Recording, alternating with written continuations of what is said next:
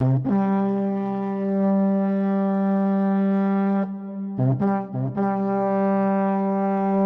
खुशआमदीद और अस्सलाम वालेकुम। मेरा नाम फारूक हुसैन शाह है और आप देख रहे हैं फ्रीलांस पाकिस्तान और ये है WordPress Spartans 300 mission 2019 series, absolutely free series for 3 months.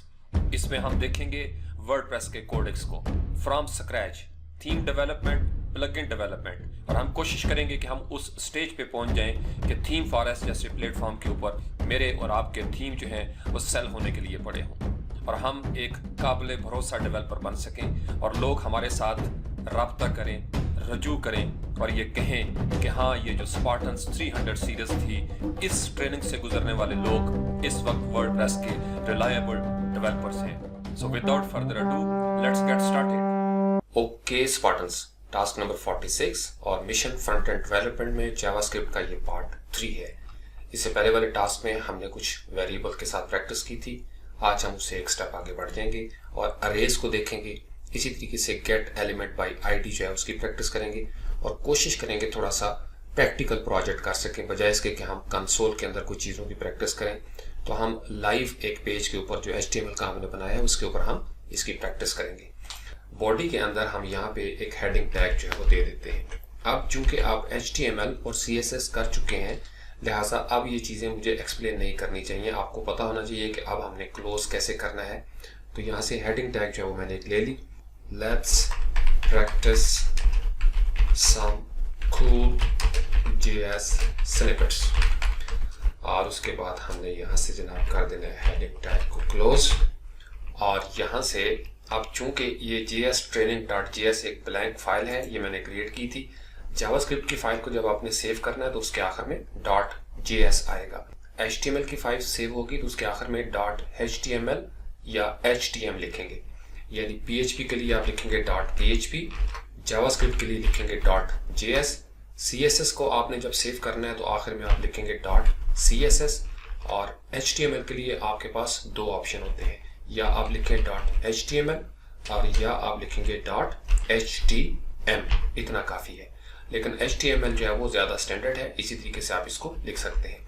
अब यहाँ पे बॉडी में आपको वेरिएबल की ऑलरेडी पहचान है। वेरिएबल का दरअसल काम क्या है कि ये डाटा को स्टोर करता है, वैल्यू को स्टोर करता है। तो उसके लिए जो नॉर्मल हम यूज़ करते थे ES 2015 या ES 6 से पहले, वो था वेरिएबल।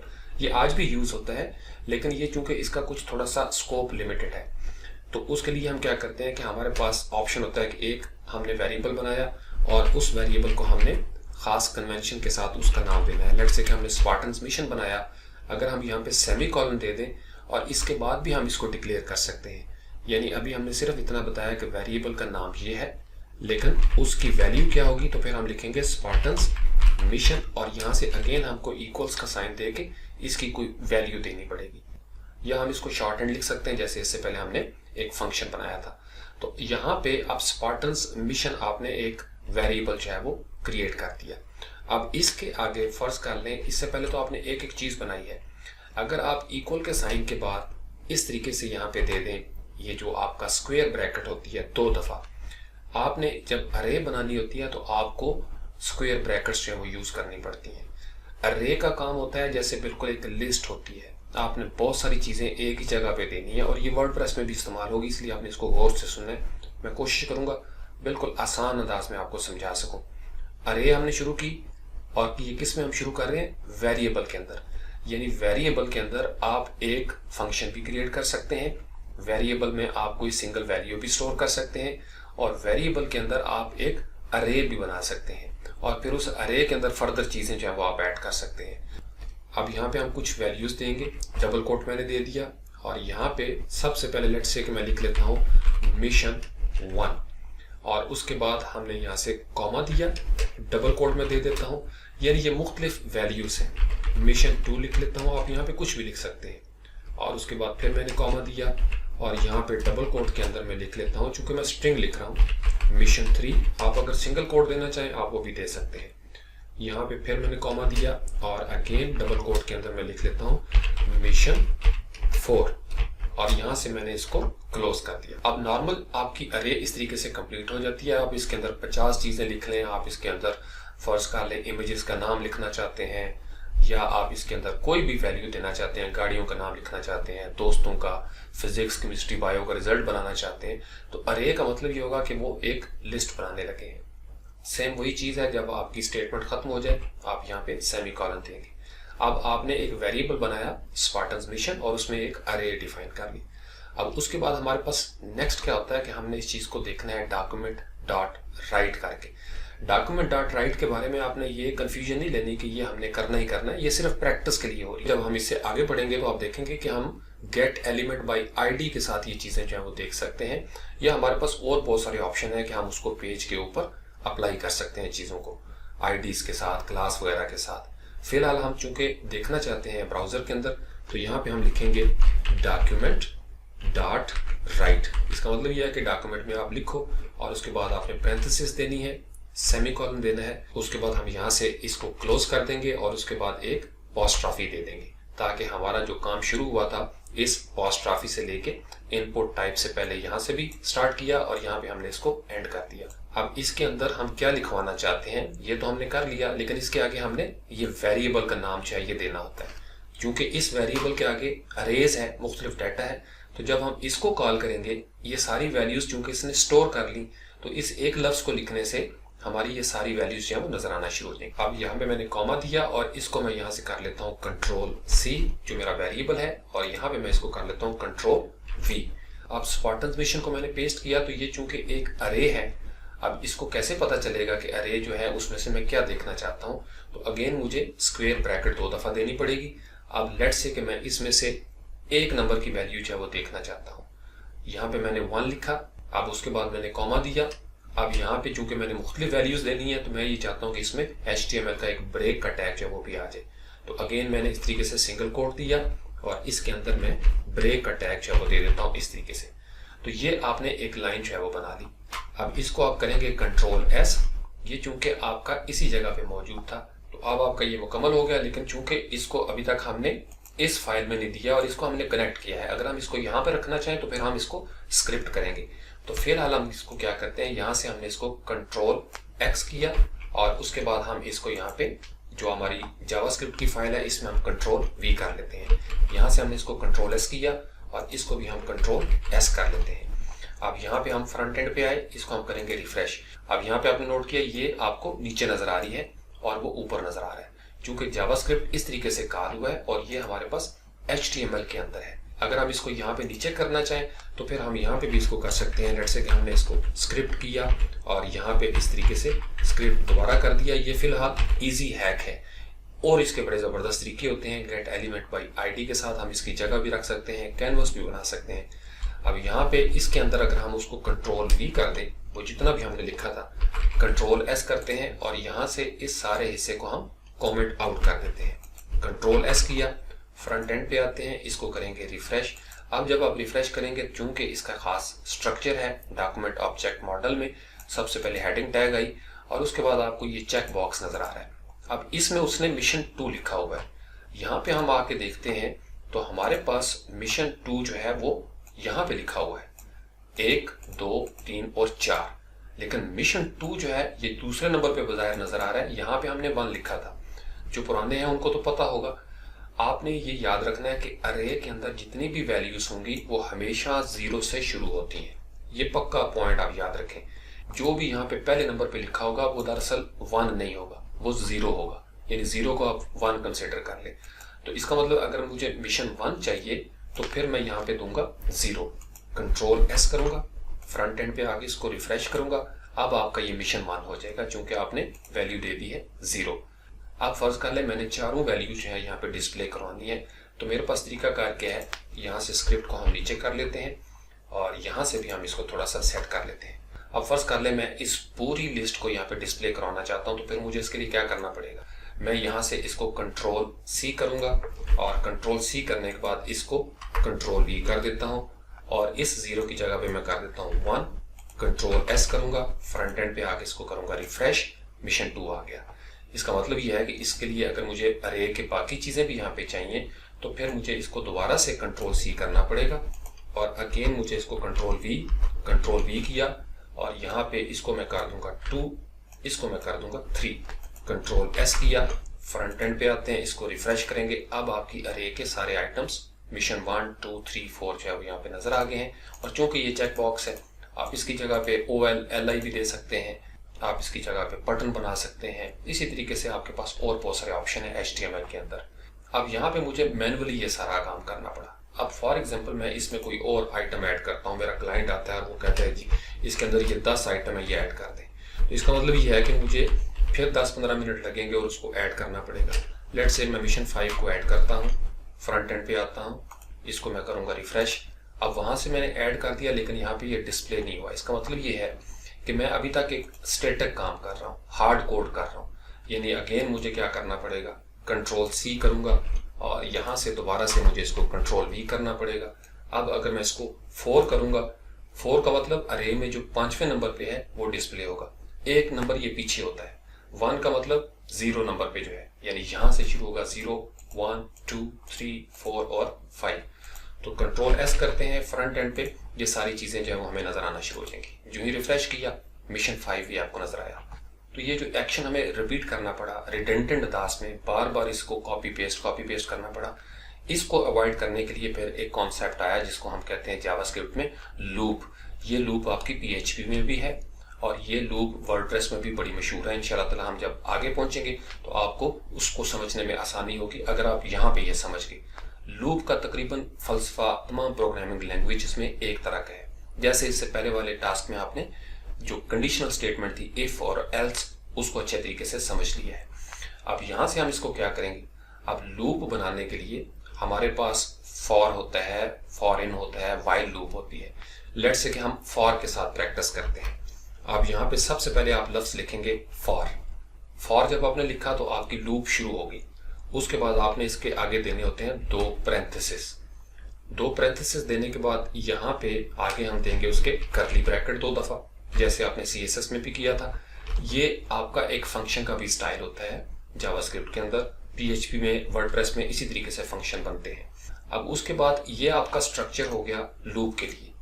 ये जो आपका फॉर है, इस फॉर के अंदर ये आपका कंट्रोल पार्ट है, यानी यहाँ पे आप जो आर्गुमेंट देंगे वो कंट्रोल करेंगे। और ये जो आपकी 2 चीजें हैं ये आपके कोड्स के लिए होते हैं। यहाँ पे आप कोड के ब्लॉक्स देंगे। अगर आप गुटनबर्ग का HTML का वर्जन देखें टेक्स्ट के ऊपर क्लिक करके, तो आप देखेंगे कि उसके जो ब्लॉक्स हैं वो इन कर्ली ब्रैकेट्स में है।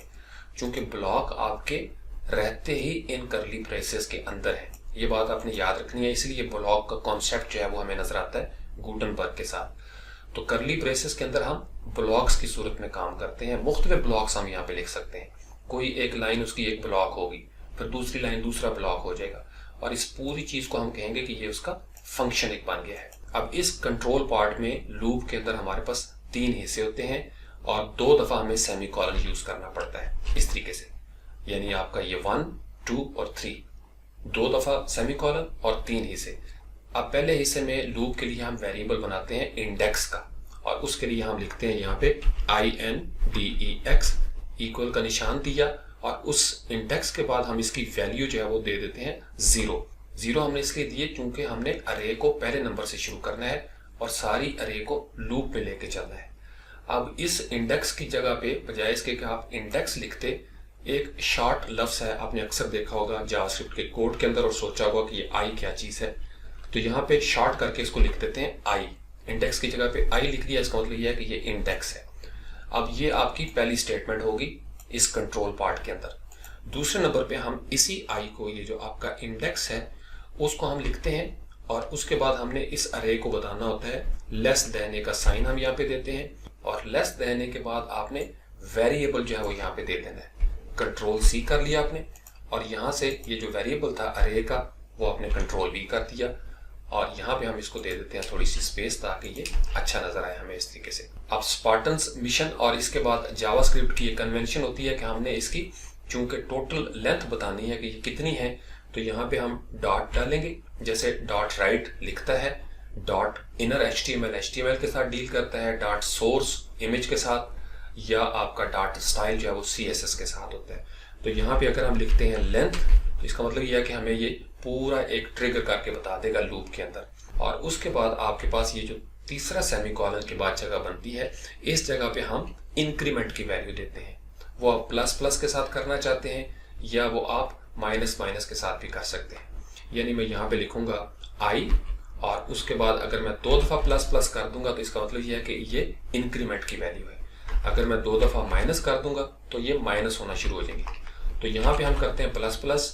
तो ये एक स्ट्रक्चर बनता है फॉर लूप का। इसको आपने अच्छे तरीके से अपने पास लिख के रख लें, इसको बार बार टाइप करेंगे, आपकी प्रैक्टिस हो जाएगी। फॉर लूप शुरू हुई, इंडेक्स 0 वैल्यू शुरू की और आई जो है वो छोटा है, लेस देन है, यानी इससे कम जो है वो हमने बनाना है उसकी जो लेंथ है। और उसके बाद आई प्लस प्लस और यहाँ से हमारी करली ब्रेसेस शुरू हो गई। अब इनकी हमको ज़रूरत नहीं रही। अब ये जो 4 स्टेटमेंट्स थी इनको हम यहाँ से डिलीट कर देते हैं। अब ये वाला हिस्सा था इसको हमने यहाँ से कट किया क्योंकि अब हमें इसको बाहर देने की ज़रूरत नहीं है और यहाँ इसके अंदर हम इसको कंट्रोल वी कर देते हैं। अब जब कंट्रोल वी किया तो चूंकि हमने लूप देनी है और यहाँ पे हमने एक वेरिएबल रखा था, तो ये जिस जगह पे आपने 4 लिखा या 0 या 1, इसकी जगह पे सिंपल आपने क्या कर देना है आई का मतलब कि अब ये वेरिएबल चलेगा और वेरिएबल इस तरीके से यहाँ से एग्जीक्यूट होना शुरू हो जाएगा, कंट्रोल पार्ट पहला, और फिर यहाँ पे ये चलता रहेगा जब तक ये उसकी लेंथ मुकम्मल है और यहाँ से इंक्रीमेंट होना शुरू हो जाएगी। जब इस लेंथ के मुताबिक यानी जितने भी इसके अंदर पॉइंट्स हैं तो ये लूप चलेगी और उसके बाद वो रुक जाएगी। अब यहाँ से हमने इसको कंट्रोल एस किया, फ्रंट एंड पे आते हैं और यहाँ से हम इसको करते हैं रिफ्रेश, नो चेंज, क्योंकि अब आपकी ये लूप जो है वो ऑलरेडी मुकम्मल है। अब फर्ज कर लें इसके अंदर हम कोई और डाटा डालना चाहते हैं। क्लाइंट ने आपको कहा जी कि ये 100 चीज़ें हैं, अब आप बेफिक्र होकर इसके अंदर डालेंगे। यहाँ पे आप लिखते हैं मिशन 6, कंट्रोल एस किया। अब आपको यहाँ कुछ नहीं करना पड़ेगा क्योंकि अब आपने इसको डायनामिक कर दिया है। फ्रंट एंड पे आएंगे, इसको रिफ्रेश करेंगे, बूम, मिशन 6 भी आ गया। इसी तरीके से आप इसके अंदर कोई और वैल्यू भी देते हैं, कंट्रोल सी किया, यहाँ से आप इसको अपोस्ट्रोफी देंगे, कंट्रोल वी करेंगे और इसकी जगह पे आप लिख देंगे 7। और इसी तरीके से अगर आप फर्ज कर लें दोबारा से कॉमा देते हैं, कंट्रोल वी करते हैं और इस मिशन की जगह पे आप लिख देते हैं 8, कंट्रोल एस करते हैं, फ्रंट एंड पे आके इसको रिफ्रेश करेंगे, बूम। यानी आपका हर मर्तबा जब डाटा उसमें एंटर होगा तो ये आपकी लूप जो है ये बनना शुरू हो जाएगी। इसको कहते हैं लूप और ये बड़ी ज़बरदस्त चीज़ है। वर्डप्रेस के अंदर भी जैसे लूप जब चलती है तो जितनी पोस्टें होती हैं ऑटोमेटिकली हम नई भी लिखते हैं, वो डायनेमिक कोड जो है वो उसको आहिस्ता आहिस्ता एग्जीक्यूट करना शुरू कर देता है, हमें मैनुअली काम नहीं करना पड़ता। तो आई होप कि आपका ये आइडिया जो है वो क्लियर हो जाएगा। अगर कोई क्वेश्चन आप मुझसे पूछ सकते हैं, बहुत आसान सा है ये फॉर लूप। अब ये जो हमने आई प्लस प्लस लिखा है ना, यहाँ पे हम ये भी कर सकते थे। आपने फर्ज कर लें आप यहाँ पे आई लिखते, आई लिखने के बाद आप इक्वल का साइन देते और उसके बाद फिर आप यहाँ पे आई लिखते और उसके बाद प्लस कर देते 1, यानी हर मर्तबा आई जो है उसमें 1 जमा करना है और फिर इसकी वैल्यू आपने इस आई में देनी है। और ये आई कहाँ पे स्टोर हो रहा है, ये आई आपका आ रहा है यहाँ पे इस जगह पे। तो अगेन यहाँ से 0 से प्लस होता 1 हो जाता, फिर ये मोड़ के आती लूप 2 हो जाता, फिर मोड़ के आती, हर मर्तबा उसने 1 प्लस करना था। तो इसके लिए शॉर्ट हैंड तरीका हम करते हैं आई और उसके बाद प्लस प्लस कर दिया, कंट्रोल एस करेंगे तो ये आपकी एड अप होना शुरू हो जाएगी इंक्रीमेंट की सूरत में। तो अगर आपको अभी समझ आ गई है तो अपनी जरा पीठ थपथपा दें मेरी तरफ से, इसलिए कि ये आमतौर पर शुरू में जल्दी समझ नहीं आती, कॉम्प्लिकेटेड थोड़ा सा कॉन्सेप्ट है, लेकिन अगर आप थोड़ा सा इसमें गौर करें देसी अंदाज में तो ये बहुत आसान है। उसके बाद हम देखते हैं थोड़ा सा फंक्शंस को भी, ताकि आपको फंक्शंस जो है वो उनकी भी समझ आ जाए। अगर आपको जावास्क्रिप्ट के फंक्शन समझ आ गए तो समझ जाए कि PHP और वर्डप्रेस के फंक्शंस आपको ऑलरेडी समझ में आ चुके हैं। तो यहाँ पे हम फंक्शन के लिए सबसे पहले लफ्ज लिखते हैं फंक्शन। जैसे हमने वेरिएबल बनाया था, फंक्शन का नाम लिखना है हर मर्तबा जब भी आपने फंक्शन बनाना है, ये इसकी पहचान है। उसके बाद आपने स्पेस देनी है और जो भी फंक्शन आप बनाना चाहते हैं वो आप यहाँ पे नाम लिखेंगे। अब इसके लिए हम कोशिश करते हैं कि ये सारा हिस्सा जो था इसको हम यहाँ से कट कर लेते हैं और यहाँ से ये जो स्क्रिप्ट है इसको हम कर देते हैं डिलीट, चूंकि अब हमने जाना है यहाँ पे अपनी एक्सटर्नल फाइल के अंदर। यहाँ हम इसको कर देते हैं कंट्रोल V और कंट्रोल S कर लेते हैं और उसके बाद फ्रंट एंड पे आते हैं, यहाँ से इसको रिफ्रेश करेंगे, नो चेंज, चूंकि हमने एक्सटर्नल स्टाइल शीट को हुक किया हुआ है। अब फंक्शन आपने लफ्ज लिखा, स्पेस दी, अब यहाँ पे आप कोई भी नाम दे सकते हैं। लेट्स से कि मैं लिखता हूँ स्पार्टन्स और माउस ओवर, ये मैंने एक फंक्शन बना दिया। यहाँ पे आप कोई भी नाम लिखना चाहते हैं आप लिख सकते हैं। फंक्शन का नाम देने के बाद आपने पैरेंथेसिस देनी होती हैं और 2 दफ़ा आपने कर्ली ब्रेसेस देनी है। ये इसका पक्का स्ट्रक्चर है, ये फार्मूला आपने याद रखना है। फंक्शन लिखा, उसका नाम दिया, पैरेंथेसिस दी और उसके बाद कर्ली ब्रेसेस दे दी। अब इस फंक्शन के अंदर आप बहुत कुछ कर सकते हैं। आप वेरिएबल दे सकते हैं। ये जो वेरिएबल हम यूज करते थे var, उसकी जगह पे let इसलिए आया कि जो आपका var है वो अगर इस फंक्शन के अंदर यूज हो रहा है तो उसको हम कहेंगे कि ये लोकल स्कोप का है। अगर हम उसको बाहर डिक्लेयर कर देते हैं तो ये ग्लोबल स्कोप में चला जाता है। लेकिन var जो वेरिएबल है वो क्या करता था, वो एक कोड ब्लॉक के अंदर एग्जीक्यूट होने के लिए लिमिटेड नहीं था, यानी उसको आप विंडो के अंदर भी किसी जगह पे जाके कॉल करेंगे वो कॉल हो जाता। तो ये उससे प्रॉब्लम आ जाती थी। ये जो लेट आपका नया आया है ये आपका ब्लॉक लेवल का है, यानी ये आपने अगर एक लाइन ऑफ कोड लिखी है और उसके अंदर आपने वेरिएबल दिया है तो इसको आप बाहर से कॉल नहीं कर सकते। अब जो तीसरा है कॉन्स्ट, वो होता ही कांस्टेंट वैल्यू के लिए, यानी आप उस वैल्यू को चेंज नहीं कर सकते, वो एक किस्म की परमानेंट वैल्यू आप डाटाबेस में दे देते हैं। इसके बारे में इंशाल्लाह डिटेल में आगे जाके हम इसको देखेंगे। मैं अभी आपको कंफ्यूज नहीं करना चाहता, इसलिए सिंपल चीजों से मैंने शुरू किया है। फंक्शन बन गया आपका।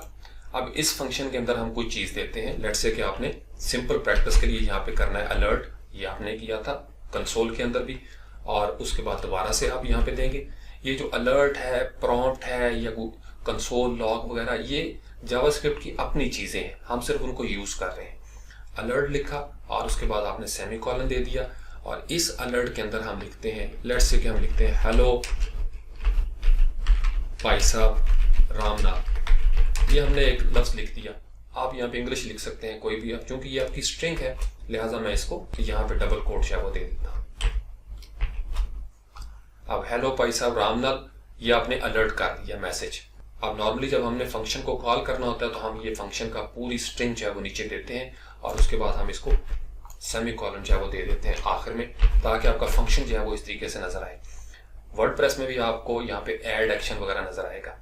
अब यहाँ पे फ्रंट एंड पे आते हैं, यहाँ से हम इसको रिफ्रेश करेंगे तो आपने देखा वो आपको एक मैसेज मिलना शुरू हो गया, दिस पेज सेज हेलो भाई साहब रामनाथ। यहाँ से आप इसको ओके करेंगे तो ये आपको नजर आना शुरू हो जाएगा। लेकिन ये उस सूरत में हम लिखते हैं जब हम सिर्फ इस फंक्शन को कॉल करना चाहें, लेकिन हम चूंकि इस फंक्शन के साथ कुछ और करना चाहते हैं इसलिए हमें इसकी फिलहाल जरूरत नहीं। इसको हम कंट्रोल क्यू कर देते हैं, कमेंट आउट कर देते हैं। उसके बाद लेट्स से कि एक और फंक्शन जो है वो मैं क्रिएट कर लेता हूँ। फंक्शन लिखा यहाँ पे और उसके बाद हम यहाँ पे लिख लेते हैं स्पार्टन्स क्लिक्ड। ये हमने एक लफ्ज लिख दिया, एक फंक्शन बना दिया। अगेन क्या करेंगे, पैरेंथेसिस और कर्ली ब्रेसेस।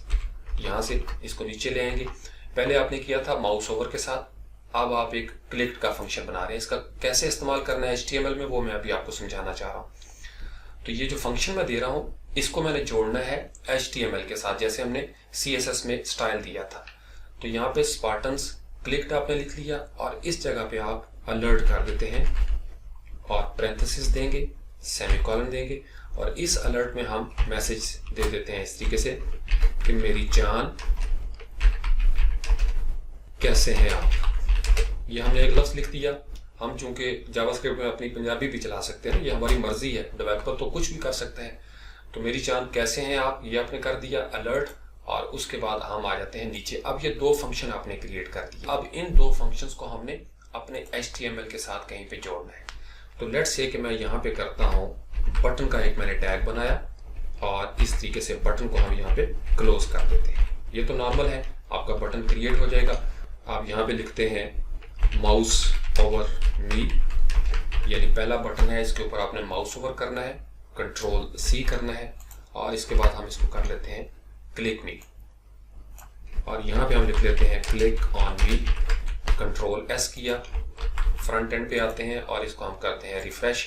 जब आप रिफ्रेश करेंगे तो ये पहला फंक्शन हो गया हेलो भाई साहब रामनाथ और उसके बाद आपको ये 2 बटन जो है वो नजर आना शुरू हो जाएंगे, माउस ओवर मी और क्लिक ऑन मी। अभी तक आप इसके ऊपर कुछ भी नहीं हो रहा, क्योंकि अभी तक हमने उन फंक्शंस को इनके साथ हुक नहीं किया, बाइंड नहीं किया। ये जावास्क्रिप्ट की गेम आप समझ गए तो आपने बड़ा काम सीख लिया। अब इन बटन को हम थोड़ा स्टाइल भी दे लेते हैं, क्योंकि यहाँ पे हमने कोई स्टाइल शीट नहीं दी। जल्दी से एक स्टाइल शीट जो है हम क्रिएट कर लेते हैं और यहाँ पे हम दे देते हैं जनाब एक यूनिवर्सल सिलेक्टर। अब ये चीज़ें आपको याद हो गई हैं, पैडिंग दी हमने और 0 और उसके बाद मार्जिन हम करते हैं और कॉलम 0 कर लिया, कंट्रोल एस करेंगे और इसको हम कर लेते हैं JS CSS लिखा और .css करके इसको सेव कर लेते हैं। ये सिर्फ हमने अपने समझने के लिए। अब इसका जो लिंक है JS CSS.css का, वो हम दे देते हैं इस जगह पे हाइपर रेफरेंस के अंदर, JS CSS.css। ये अपने अपना कोई नाम दे दिया, एक ऐसा एक्स्ट्रा था, इसको सेव किया हमने यहाँ से। अब लेट्स से इस बटन की मैं कोई क्लास बना लेता हूँ या आईडी बना लेता हूँ। तो यहाँ पे मैं लिखता हूँ आईडी और उसके बाद यहाँ पे मैं इक्वल का साइन दूंगा, डबल कोड दिया और यहाँ पे फर्स्ट करने में इसका नाम दे देता हूँ बटन 1। ये पहला हो गया। अब आईडी को यहाँ से हम करते हैं कंट्रोल C, बटन 2 के अंदर आए, कंट्रोल D कर दिया और इसको मैं कर लेता हूँ ID 2। अब यहाँ पे कंट्रोल S करने के बाद CSS में वापस आते हैं और आईडी के लिए आपको पता ही है पाउंड का साइन हमने दिया, बटन 1 और इसके बाद देंगे हम यहाँ पे करली ब्रेसेस और इसकी विड्थ जो है वो लेट्स से कि हम कर लेते हैं 300 पिक्सल, सेमीकोलन दिया और इसकी पैडिंग हम दे देते हैं लेट्स से 50 पिक्सल और उसके बाद और बैकग्राउंड कलर हमने दे दिया लेट्स से कि ब्लैक और उसके बाद कलर दे देते हैं, इस बटन के ऊपर कलर क्या नजर आना चाहिए, वाइट। बस सिंपल सा इतना काम करना है। इसको हम यहाँ से कंट्रोल C करते हैं और यहाँ पे हम बटन 2 के लिए विड्थ इसकी इतनी रहने देते हैं, पैडिंग भी ये ठीक है और बैकग्राउंड कलर हम इसका कर देते हैं लेट्स से ऑरेंज। यहाँ से ऑरेंज किया और इसका कलर हम कर देते हैं ब्लैक। अब यहाँ से हमने इसको किया कंट्रोल S, फ्रंट एंड पे आते हैं, इसको रिफ्रेश करते हैं और नो चेंज। लेट्स डीबग, इसका मतलब यह है कि कोई गड़बड़ हमने की है। बटन 1 बटन 2 हो गया, यहाँ पे भी ठीक है। HTML के अंदर हमने बटन 1 बटन 2 दिया और हाइपर रेफरेंस में JS CSS ओके। यहाँ पे 3 दफा हमने S लिखा हुआ है तो इसको भी हम कर देते हैं 3 दफा S, कंट्रोल S करेंगे, फ्रंट एंड पे आते हैं, यहाँ से हम इसको करेंगे रिफ्रेश, बूम। अब आपकी ये 2 बटन जो है वो आपने बना लिए, एक है माउस ओवर मी और एक है क्लिक ऑन मी। अब इस बटन के अंदर हमने ये फंक्शन जो है वो देना है जो हमने जावास्क्रिप्ट के अंदर दिया था। तो जावास्क्रिप्ट के अंदर बहुत सारे प्री बिल्ट फंक्शंस हैं, HTML5 के अंदर भी। यहाँ पे हम क्या लिखेंगे, इन इन्वर्टेड कॉमास के बाद ऑन माउस ओवर, ये पक्के बिल्ट इन एक फंक्शंस होते हैं और यहाँ पे हम इक्वल का साइन देंगे और इसको अब हमने क्या करना है, ये गेम आपने समझनी है क्योंकि ये गेम आपकी PHP में भी होगी और वर्डप्रेस में भी होगी। ये वो है जो जावास्क्रिप्ट का अपना फंक्शन है। हमने अपना फंक्शन जो यहाँ पे बनाया था स्पार्टन्स माउस ओवर, इसको हमने हुक करना है उसके साथ। तो यहाँ से हम क्या करेंगे, इतने हिस्से को हमने कंट्रोल C कर लेना है जो हमारा फंक्शन है। वापस आएंगे और इस ऑन माउस ओवर के बाद जो इक्वल का साइन दिया है हमने उसको कहा जी आप कंट्रोल V कर दें। यानी जब ये फंक्शन कॉल हो जावास्क्रिप्ट का या HTML5 में तो हमारा जो फंक्शन है वो कॉल होना चाहिए और हमारे फंक्शन में क्या लिखा हुआ है, हेलो भाई साहब राम नाम, ये अलर्ट होना चाहिए। उसके बाद हम दूसरे के ऊपर है क्लिक ऑन बी।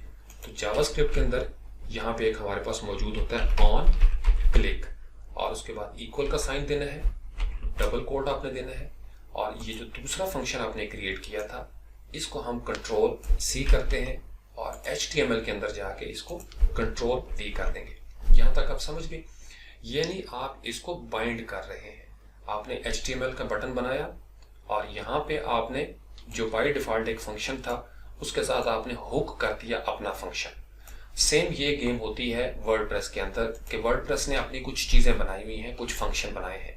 जब हम थीम बनाते हैं या प्लगइन बनाते हैं तो हम उसमें क्या करते हैं, थीम वाले भी वर्डप्रेस का जो पेरेंट फंक्शन होता है उसको लेते हैं और उसके ऊपर हुक डाल देते हैं और फिर हम जब चाइल्ड थीम बनाते हैं तो हम क्या करते हैं, हम चाइल्ड थीम के जरिए उस पेरेंट थीम के ऊपर फंक्शन का कोई हुक बनाते हैं और चूंकि वो पेरेंट थीम ऑलरेडी वर्डप्रेस के साथ हुक कर रहा है लिहाजा वो कनेक्ट होना शुरू हो जाता है।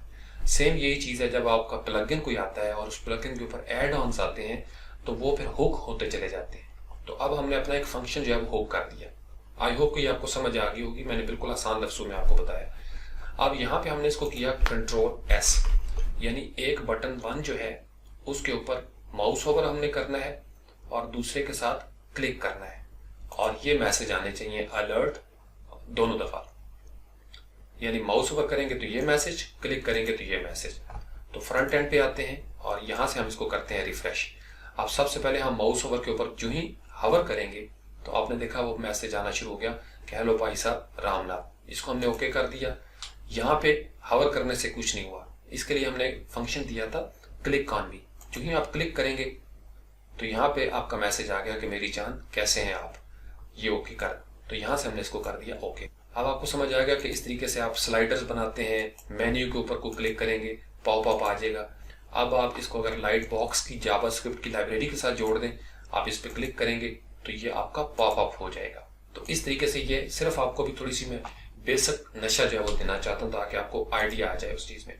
अब इसका मतलब ये है कि ये जो फंक्शन है इसको हम किसी और जगह पे भी इस्तेमाल कर सकते हैं। और इससे अगले टास्क में हम इंशाल्लाह ताला इससे एक स्टेप आगे बढ़ जाएंगे। हम एक इमेज की गैलरी जो है वो कोशिश करेंगे जावास्क्रिप्ट के अंदर वो बना सकें और कुछ CSS के साथ कुछ वैल्यूज जो है वो देखेंगे। गेट एलिमेंट बाय आईडी जो है ये यहाँ पे हम इस्तेमाल कर सकते हैं फंक्शंस के अंदर। इसको भी हम गैलरी के साथ जोड़ के फिर देखने की कोशिश करेंगे। Thank you very much.